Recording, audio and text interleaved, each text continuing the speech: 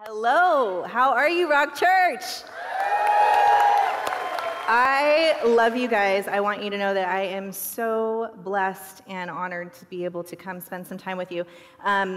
Couple caveats. I'm literally like 30 hours out of Israel, so I have some jet lag. So if I seem like I'm not making sense, you can give me some grace, right? And I just want to quick plug, if you've never been to Israel, I would just so encourage you to pray about God making a way for you to go. It is indescribable. And while I was there, the people that we were with, we really prayed about this conference. We really prayed for you. We were at the Western Wall in Jerusalem, sticking our prayers and just praying over you. So my heart is already sort of with you guys, and I just pray that today you would be really blessed by what you have to learn. So ready to get started? Okay. So, like Pastor Carrington said, I'm a marriage and family therapist and a relationship coach. I've been doing this work for 7 years. It is my heart. It is what God has given me to see people's relationships restored, to see people have the relationships that God designed us to have. So, quick question, where are the single people? Love it. Okay, and where are the married folks? I love that you're that excited about being married. This is awesome. So, I have a couple warnings for you. The first one is, I will be using the words penis and vagina. Don't be alarmed. God made them. I didn't, has nothing to do with me. But I will be talking about them in terms of figuratively. I'll be using them as symbols to demonstrate principles. So just desensitize yourself a little bit. And then the other thing I want to tell you is that some of the things that I have to say, that God has given me to say, might make you feel a little uncomfortable. And you might feel a little poked by some of the things that I have to say. And the first thing I want to say is that's totally okay.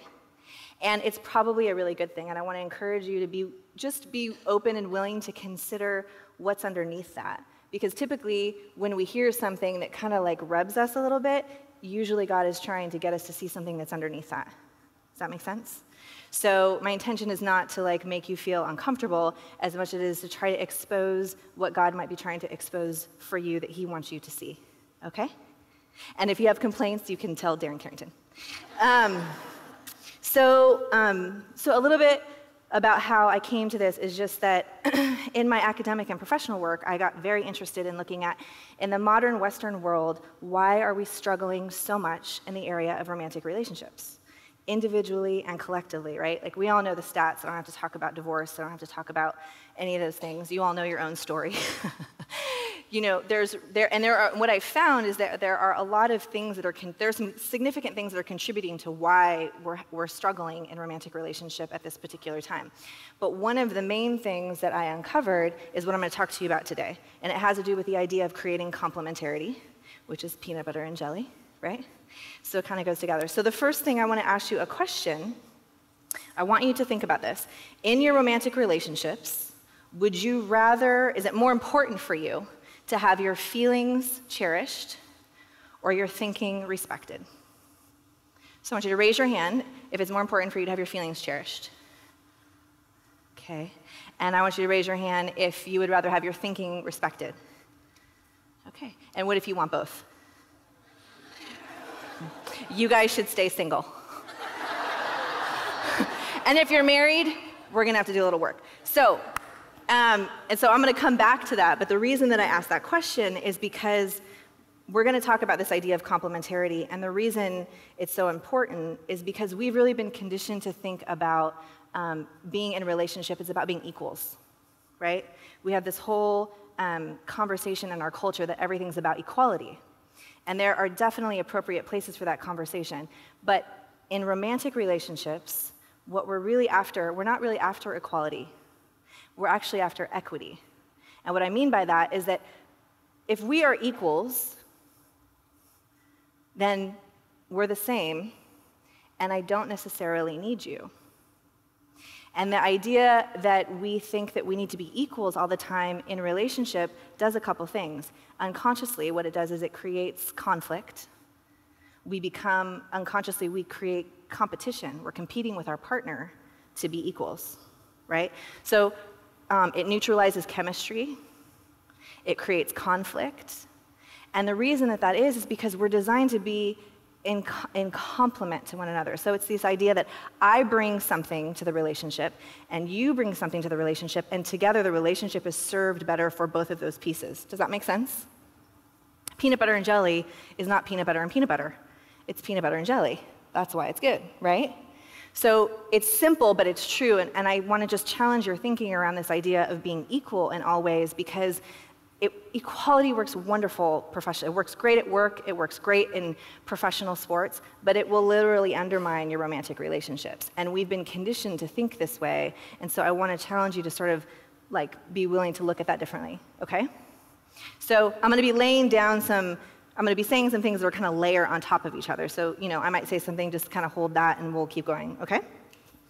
So what happens is that we need to learn how to create complementarity, because most of us don't necessarily know how to do that, because we live in a culture that tells us to keep the focus on ourselves. We're constantly in the struggle to be equals. We haven't necessarily been modeled what that looks like. Most of us, and I say this with a lot of love, have kind of been handed down what we learned from our families, right?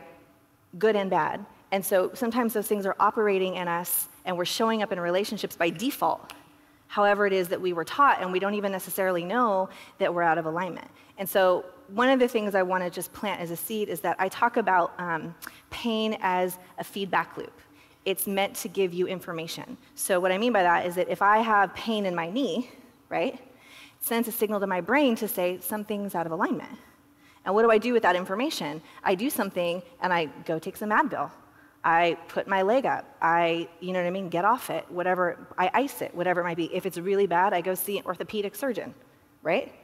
Well, the same principle is true in our emotional life. And what's not emotionally sound is not spiritually sound. So what I'm saying to you is that in your relationships, if there are places where there is pain and suffering, I want you to be curious about what that is trying to tell you, because it's trying to tell you something. And our tendency in a relationship is to sort of just make it about the other person. I know none of you guys would do that. But it's this sort of idea that it's like, well, if you behave this way, or if he would just do this, or if she would just do that, then everything would work, right? A little bit, maybe a little bit, we do that. And so the truth is that there is a balance between, being in a relationship and being willing to look at when something comes up, what part is ours, and what is maybe God trying to reveal to us about the part that we need to be playing or what we need to be doing differently. Does that make sense? Okay. So the second question I'm going to ask you is, do you think that giving is masculine or feminine? So raise your hand if you think that giving's masculine. Raise your hand if you think it's feminine. Okay. So this is pretty fundamental, and a lot of people don't know this, but giving is masculine. And we've been really conditioned in our culture to believe that giving is feminine. Right, ladies? I'm going to give, and I'm going to give some more. And the more I give, maybe he's going to love me more, maybe he's going to commit, maybe it's going to work out, whatever it is. Like, a lot of times we think the solution to things is giving more. And we are called to be servants to each other, but there is a balance to be had, and we're out of balance. And I want to kind of explain that a little bit more deeply. So the thing is that the Bible tells us, in Ephesians 5, he talks about, we would all agree, that the man is to be the head of household, right? And he's to lead us. And that is meant, and to lead inherently is to give, right? In this moment, that's what I'm doing. You guys are sitting in a receptive position. I'm speaking. There's that leadership position, right? So that's the role that the masculine is supposed to hold. So I'm going to do, and that's the way that God designed us. So we're going to do a little exercise to demonstrate that. So I want everybody to put their arm up like this. And then I want you to take your other arm and go like this. And I want you to go like this. Good job. You just made a penis. But the reason, I'm not having you do it for no reason. So what is it doing? It's giving. Amazing. Amazing. These simple things that God gives us, and we miss it completely, right? Okay, so now I want you to go like this. You should make a little V. And what is that? You guys are, I wish you could see yourself. It is so amazing. Okay, so this is our vagina, and what is she doing? Well, actually, she's doing nothing. And it's purposeful. She's doing nothing. She's not doing anything. She's waiting. She's patient. She's vulnerable. She's receptive. She's available to receive from her masculine partner. See what I'm saying? So we got the giving is masculine and the receiving is feminine. Are we good? Those are our mascots. Isn't it? It's funny no matter how old we are or how many times I do it. It's hysterical. Okay, so the reason that we're talking about this is because this one fundamental truth, that the idea that masculine is giving, really changed my entire view of relationships. And it changed the way that I showed up in relationships. And it was dramatic and powerful, and that's part of why I think God has compelled me to share this with people. So to be a little bit more specific, I want to kind of drill down, well, what does that mean? Like, so what do you mean, Kelly, when you say, what does it look like to be masculine and feminine? So I'm going to talk about it in terms of energy because it's, principle and the way you show up in the world. So I would say, a masculine energied person with our penis mascot. What I would say so the masculine is active. It initiates, it leads, it gives, it hunts. It says, I want that, and I'm going to go get it. It appreciates what it has had to work hard to achieve. It cherishes, protects, and provides for women, children, animals, and the planet. It says, I think, and I want. And it needs to do good in order to feel good. Okay? So on the flip side, what does the feminine energy look like? So like vagina is our mascot.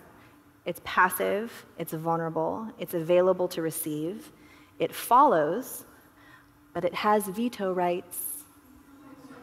I'll tell you about it. It receives, it gives back once it's been given to first. So it's not that the feminine doesn't give, but it gives back once it's been given to by its masculine partner, right? So it tends to and values relationships and relatedness. It respects, appreciates, affirms, and brings beauty to the masculine. It says, I feel, and it has to feel good in order to do good, okay? So you can see even in those descriptions the differences and kind of the complement in that, right?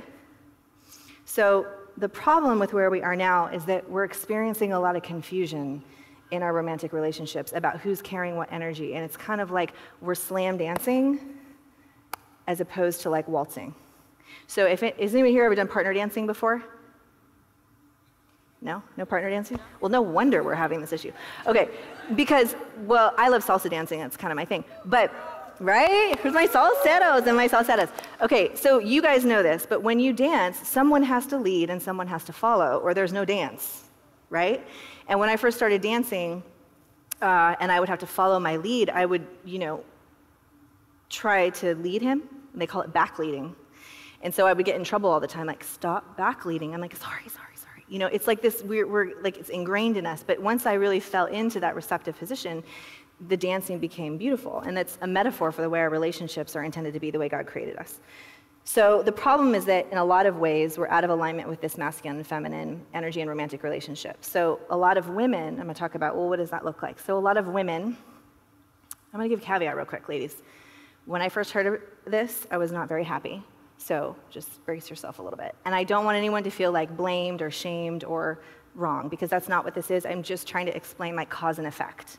I just want you to understand the things that God has put on my heart to share with you, because it can radically change what's happening. So an example of women operating in the penis position in a romantic relationship can look like the following.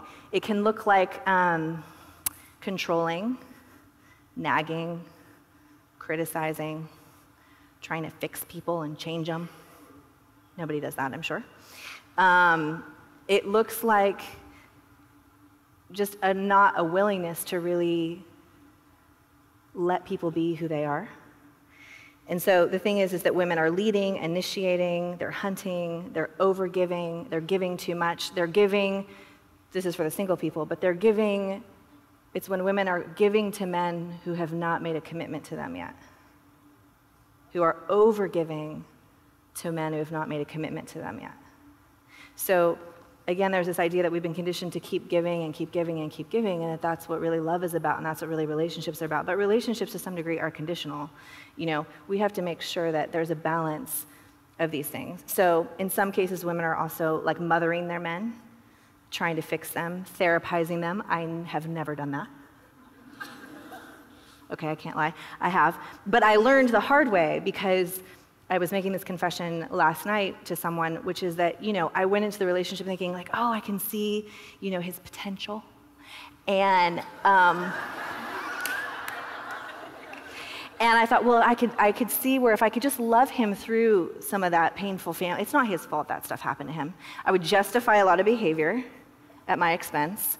I would look at the ways he'd behave and I go, oh, well, he shows up that way because this happened to him, such and such. And I would excuse and justify his behavior and I would enable it at my expense. And in those small moments, I would abandon myself without knowing it, thinking that what I was doing was giving and loving, right? My intentions were my heart was totally in the right place. And so that was the thing, so I sort of, gave him a bunch of free therapy, which is a very bad idea. I lost a lot on that. And, at the end of the day, I thought, well, he's gonna love me, he's gonna commit to me, he's gonna think I'm amazing because I helped him through this. Well, he did think I was wonderful and amazing. And he was happy to take the free therapy and then go find some little cheeky down the street that he could play with, right?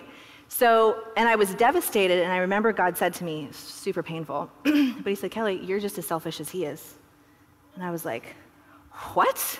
What are you talking about? I'm being selfless, I'm sharing all this wisdom, I'm trying to help him. And he said, no, you're being manipulative because you're trying to change him and heal him so you can have what you want.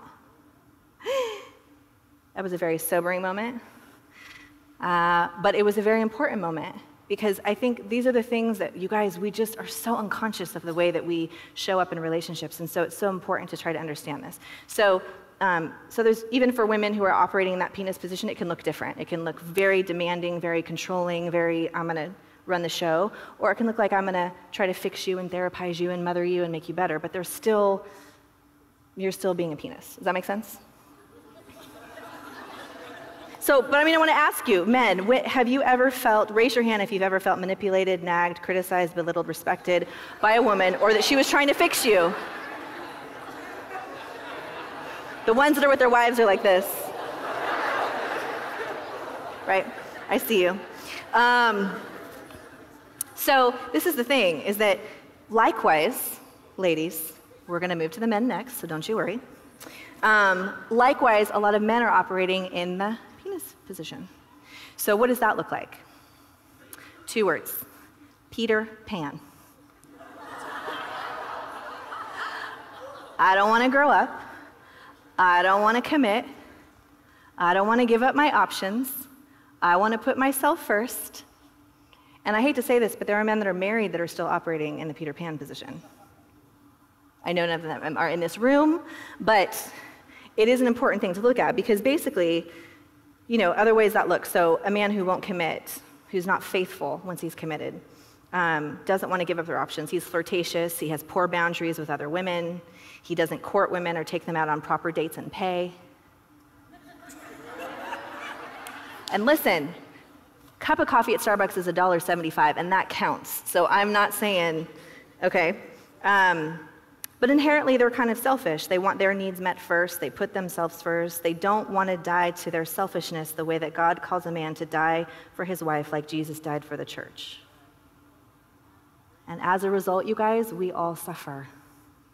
Because the truth is, a lot of this starts with the men and what you're willing to do and what you're willing not to do. And I'm giving you guys grace because part of the reason that we're in this situation is that we've enabled a lot of bad behavior with our men, and we've contributed to that. And so it's not about blaming anybody. It's about understanding the roles that we have all played and how we've kind of played into these cycles. Does that make sense? Is anybody feeling a little poked? Okay. So, ladies, just to be fair, how many of you have ever experienced what I'm talking about with the men you've been in a relationship with?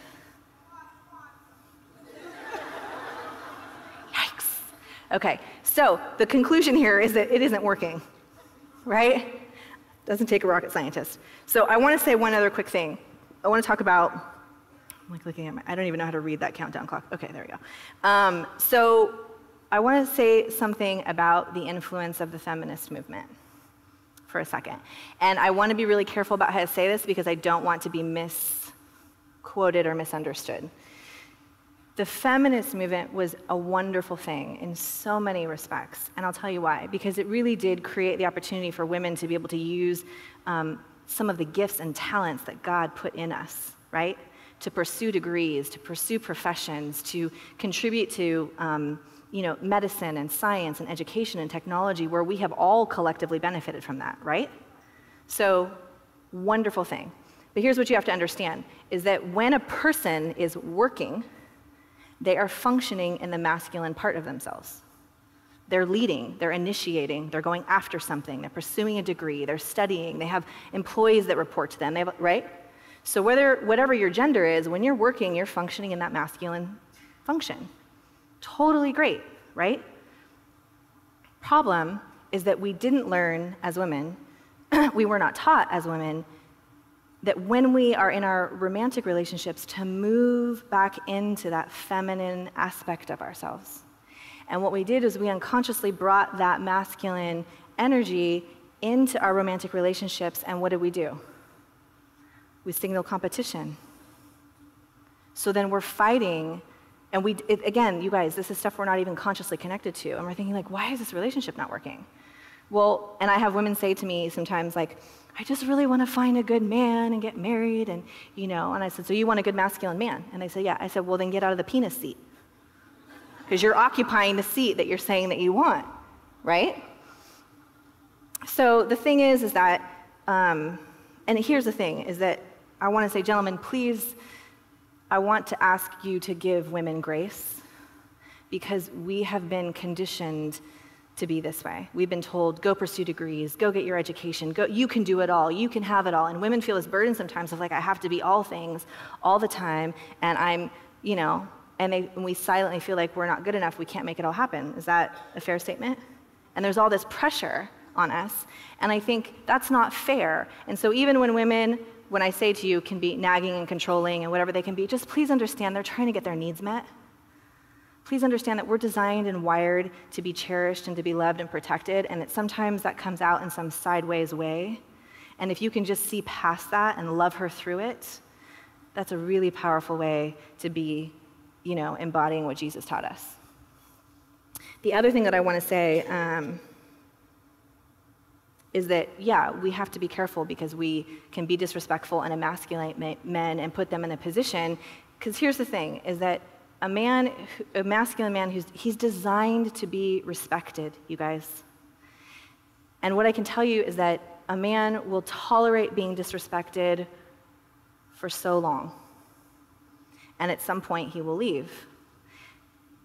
If you're not married, he'll leave and find someone who will respect him.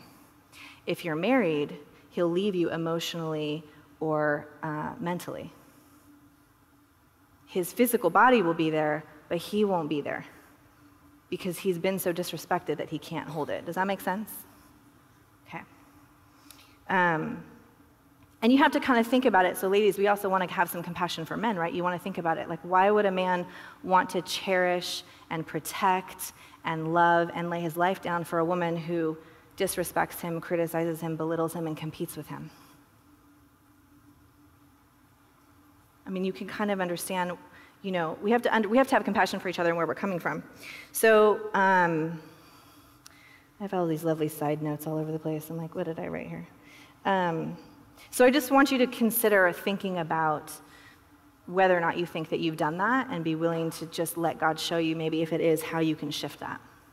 So I also want to talk about women's resistance to being passive and vulnerable, because I think we really need a better understanding about this. Most of us women resist the idea of being passive and vulnerable because we see it as being in a weak position, or we see it as being having a loss of control.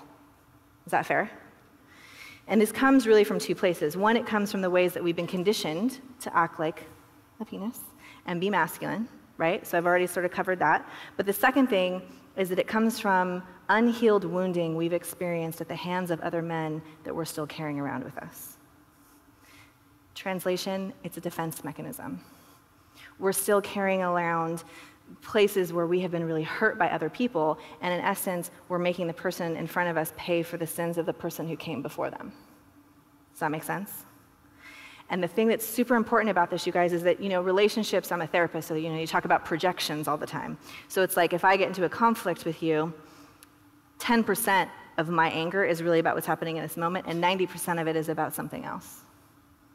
And the important thing to understand is to kind of put yourself in conscious contact with that and learn to try to realize, okay, is this really what's happening right now, or is this touching something else? And to try to really bring some awareness to something, because if you can make conscious contact with it, then you're not going to project it and basically ruin the relationship or do damage to the relationship you're in. Does that make sense?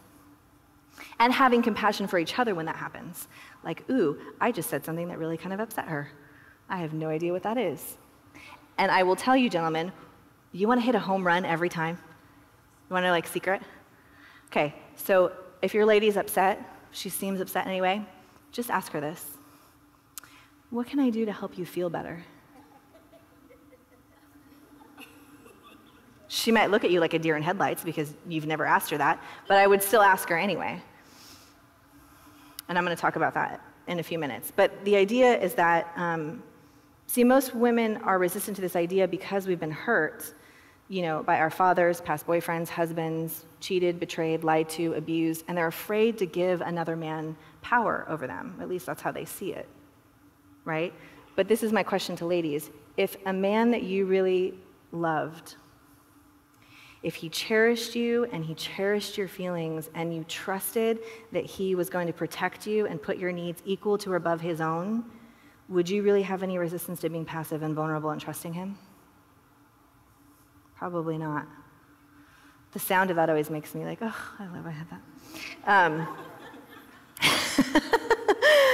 But it's not a matter of a man having power over you. It's a matter of being in a complementarity position. And you have to be willing, ladies, we want to be in a relationship, but we have to be willing to be vulnerable. We have to be willing and available to receive. Because I've seen a lot of good men who are trying to love a woman who's been really hurt, and she's just like, you are not getting in, buddy. Right? And so just kind of making these connections, and again, if we focus on this idea of complementarity and which position that we're in, and we change our behavior to move into that, some of the stuff naturally works its way out. So here's the thing. It's not a matter of having power over you. It's a matter of being in complementary positions so you can be blessed by his love and his leadership, you guys. And men, this is my call to action to you. Please cherish the women in your life. Please. Even if she's being irrational. Especially if she's being irrational. And ladies, I want you to just really understand that your man needs respect and appreciation. And I want to encourage you to do that and appreciate him for even the smallest thing that he does for you, even if you think you can do it better. I sometimes say, let's just shut that gang mouth, okay? Same thing. Yes, fine.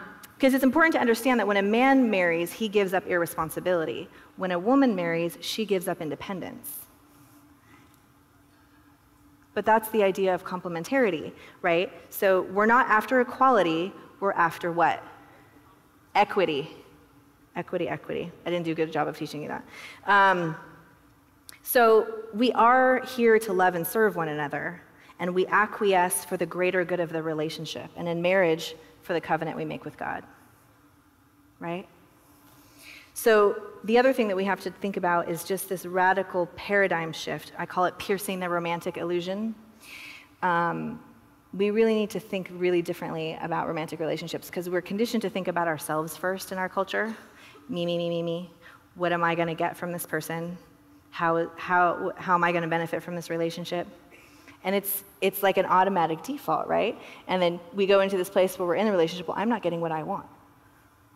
And you create all this conflict. So one of those things is just really understanding that I'm here to love and serve you the way that Jesus has called me to love and serve you.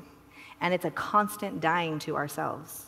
And in doing that, you're so blessed. And you guys know this. If you've ever seen a married couple that's been married for a long time and they have great love for each other, and you can just see the way that it's like they're happy to die to themselves for the way that relationship works. Do you know what I'm talking about? So it's harder than it sounds because sometimes, honestly, it's easier to go down to TJ and go to an orphanage and serve a bunch of orphans than it is to give love and grace to the person you get up with next to every day who's driving you crazy. But that's really where God calls us to really love and serve. So the solution is that we need to create complementarity in our relationships. And so I want you to think about, just as like another framework, like this idea of magnets, right? So electromagnetic polarity is this idea that you need one positively charged and one negatively charged magnet for attraction to happen. If you have two that carry the same charge, they repel, right? So it's literally what keeps like the planet from spinning off into the atmosphere. It's in science everywhere. And what I love about this work is that when I speak to believers, I can look at, Ephesians 5 and chapter 5 and look at scripture, and we can look at this stuff. But people who are not believers, I can look at science, which God created, and say, look at where all of this is totally validated. I'm not saying this because it's my opinion. I'm saying because we have places that shows us that it's true. So here's the question I want to ask you, is that how do you know if you're carrying more of the masculine or feminine energy in your relationship? So we're going to go back to that original question. Would you rather have your feelings cherished or your thinking respected? So if you want your feelings cherished, you're in the feminine position, our mascot. If you want your thinking respected, you're in the masculine position, right? You want your thoughts respected. So the question is, which position are you holding in your romantic relationship? And which position do you want to be holding? And do you need to maybe make a switch?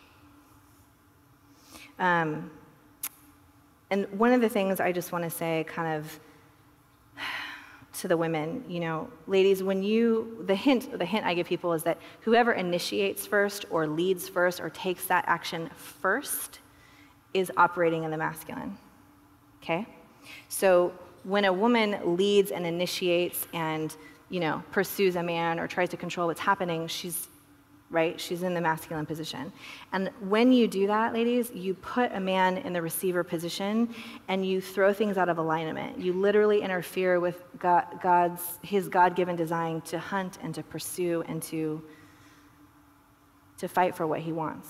That's part of the way God designed him. And when we interfere because we become impatient or we want what we want or it's not happening as quick as we do, we're sort of robbing him from we're interfering with what God's design is for him. Do you understand that?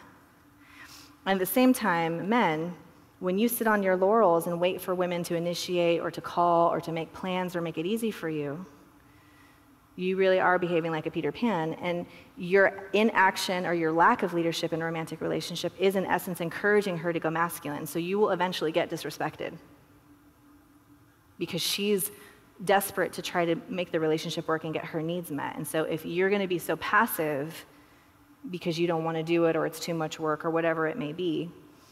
And that's not even a judgment. It's just, we all have stresses and whatever. Just know that what you're setting yourself up for, right? And sometimes when we see the opposite behavior in our partner or in someone, it can be a signal to us like, okay, maybe I need to move. Does that make sense? Okay. So one of the things I want to teach you is about cleaning up our behavior. So how do we do this? So there's a couple things. I want to teach you some communication strategies so you have some tools. And there's a couple things. So the first thing I want you to know is that when we think of the way that we've been, how would I say this? We've been more verbally abused in our life than any other type of abuse. And what I mean by that is the way that people have spoken into your life has created what it is that you believe about yourself and about the world and about relationships. And that started when you were very, very, very little.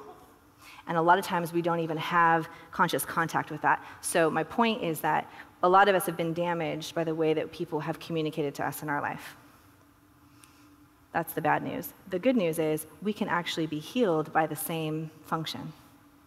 So don't underestimate, the Bible tells us that like the power of death and life is in the word, the tongue, right? So what you say has power to heal your life, to heal someone else's life. So do not ever underestimate what you speak into someone's life, especially the people that God has put closest to you to love. You know what I mean? It's powerful. You have to understand, we get so careless, and it's like the opposite. It's like usually we say we're the worst to the people we're closest to because we take them for granted and we think that they're always going to be there. But the truth is, those are the sacred relationships. That's the garden God has given you to tend. And what you say and how you say it has the power to heal or to destroy people. It's no joke. And the thing is that I want you to understand too, that this is the other part that's quite interesting, is that communication, 10% of communication is actually verbal. 90% of communication is nonverbal, it's gestures, it's facial expressions, it's tones, right? How many times have you asked someone, are you okay? I'm fine.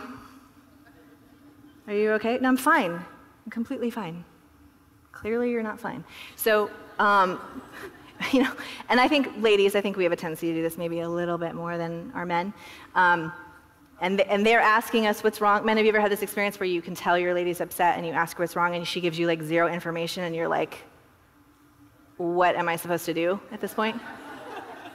Like, hello, I'm lost in the desert without a map. So I'm going to give you some keys. So here's one of the things I want to say to you. So because so much of communication is nonverbal, when you sense this, and you can use this, you guys, anywhere. So this like extends beyond romantic relationships. When you sense that somebody's upset, you can see that what they're communicating to you through their the nonverbals and their stuff. You can say, you literally like observe what you say, what you see, and you say, I sense, I feel, I believe, you know, by your gesture, your tone, that maybe you're upset. Am I right? And what that does is it puts the onus on the other person to say yes or no, right? So then they can say to you, yes, I am upset. Okay, well, what are you upset about? How can I help you feel better? Or if it's a woman to a man, she can say, how can I help you do better? Okay? And what you're trying to do is you're trying to flush the nonverbal stuff to the verbal so that you can start to work with it. Because when it's living in that nonverbal, there's like nothing you can do. And emotions are non-negotiable. You can't negotiate feelings. So you've got to be able to like flush those to the verbal so that you can communicate about them. Now, if you say, I sense, you know, that maybe you're upset by the look on your face, am I right? And that person says, no, I'm fine. Okay. Well, if you ever, you know, decide there's something you want to talk to me about, please know that I'm here. And then it's not your responsibility anymore. You guys, we have to get out of some of those dynamics too, where people will use, I call them gamey communication, you know, where it's like, I'm going to be passive aggressive to get what I want from you because I don't really have the skills to ask for what I want. And we have responsibility, it's our responsibility to communicate what we need to our partner. It is not their responsibility to read your mind.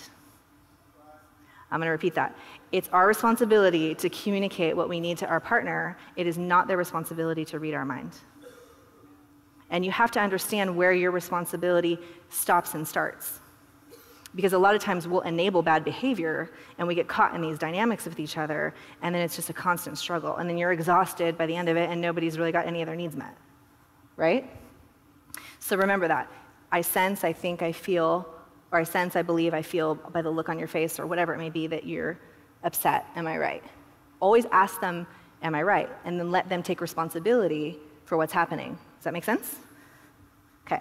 The other thing I want to teach you is this idea of creating complementarity in the way we communicate with each other by using feeling and thinking. So ladies, for those of you that want to be in the feminine position, I want you to ask the men in your life what they think, how you can help them do better, and what it is that they want.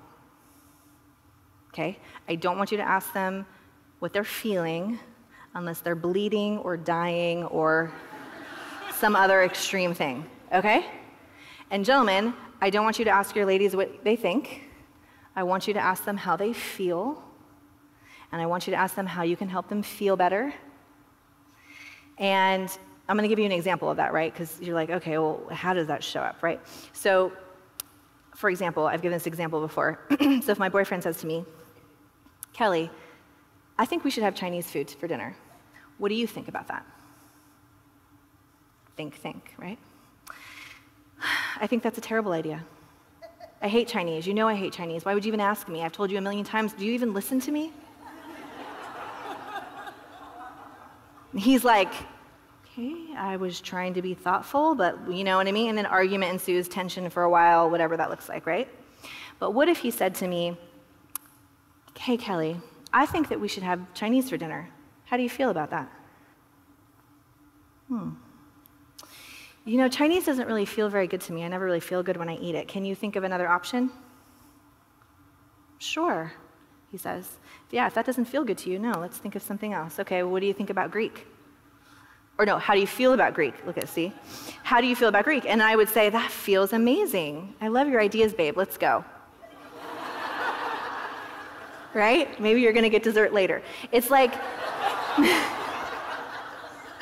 because the thing is that he cherished my feelings, and he took that information and he used it to influence his decision to lead both of us into an experience. Does that make sense? And it's like so tiny that I messed it up. It's like, just those two words, because if I think, I'm signaling combat. If I think, I feel, it's complementarity. It becomes, so I want you guys to practice it. Even just like, let's try it for like 2 days. Just see, like, you know what I mean?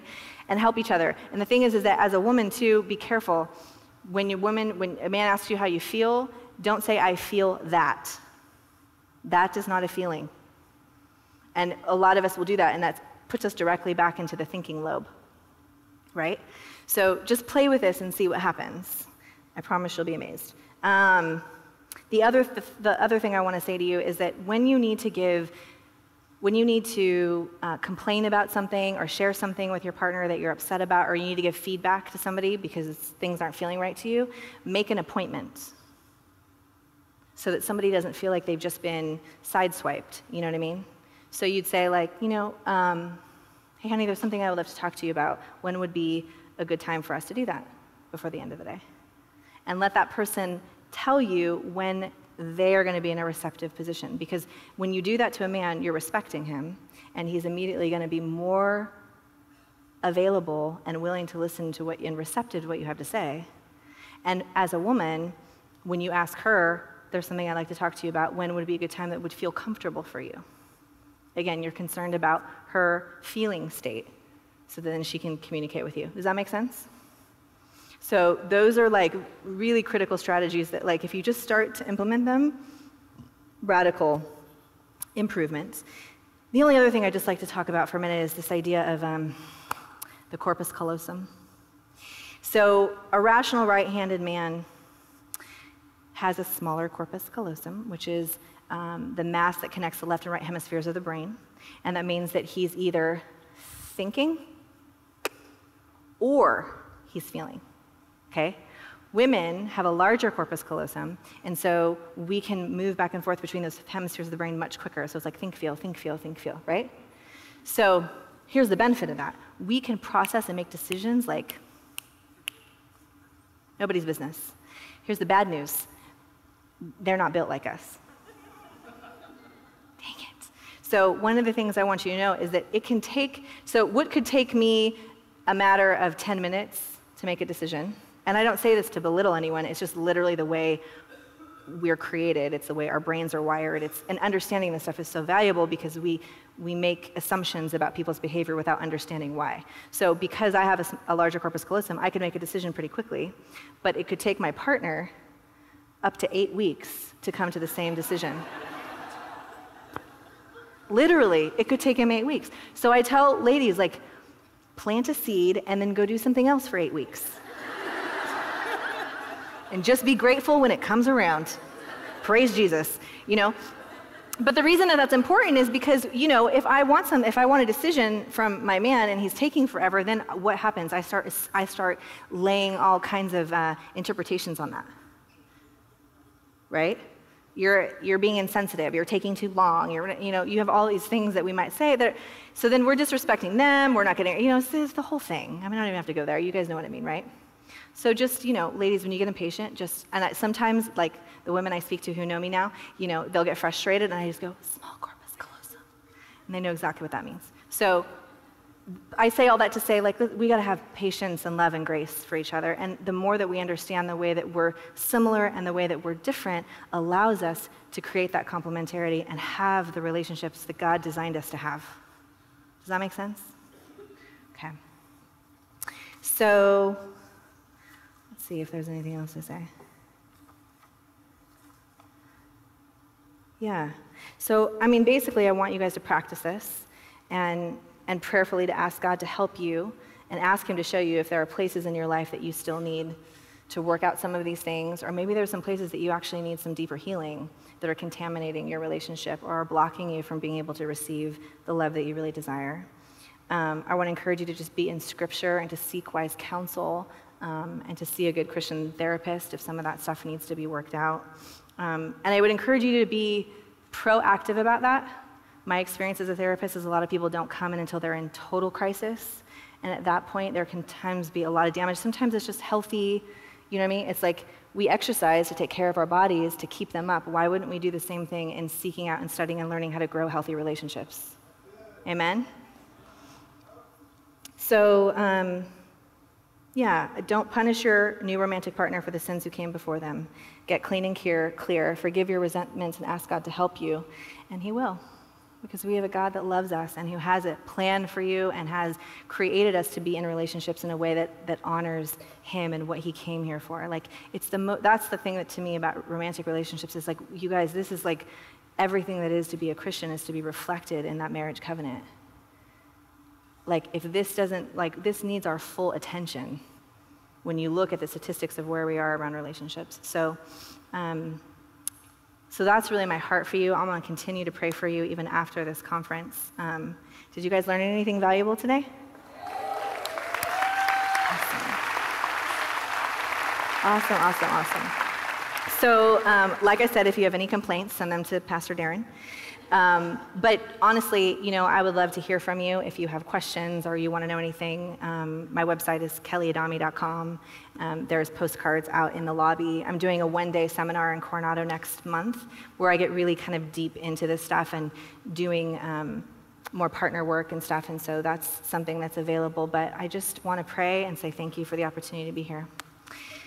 You're welcome. Heavenly Father, I just thank you for the opportunity to be here today, Lord. I pray that you just would continue to move in each and every person, Lord, in their life, and whatever it is that you are using today to speak into their life and to speak into relationships, Lord. I pray that they would just be willing to receive that, Lord, and to receive the blessing and the love that you have for them, God. We know that that's your will for our lives, and I pray that people would continue to seek you more diligently and be willing just to do what it is that you're asking them to do, Lord, and that the idea of being a Christian is a program of action, God. You call us to continue to seek ourselves and to seek renewed minds and renewed hearts, and I pray that you would bless each and every person and their relationships here, Lord, in the name of Jesus.